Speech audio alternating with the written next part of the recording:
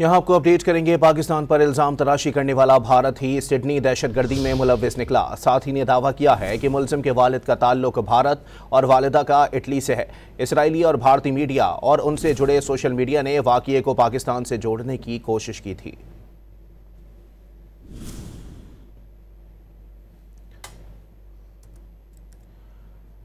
आपको अपडेट कर रहे हैं। पाकिस्तान पर इल्ज़ाम तराशी करने वाला भारत ही सिडनी दहशतगर्दी में मुलव्विस निकला। साथ ही ने दावा किया है कि मुलजिम के वालिद का ताल्लुक भारत और वालिदा का इटली से है। इसराइली और भारतीय मीडिया और उनसे जुड़े सोशल मीडिया ने वाक़ये को पाकिस्तान से जोड़ने की कोशिश की थी। Background's Indian and Italian. Like, I think he's, yeah, so.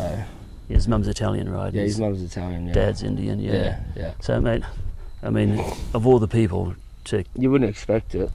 One thing that we used to talk about was he was licensed for firearms. Yeah. So I think that is one of the things that sort of needs to be looked into.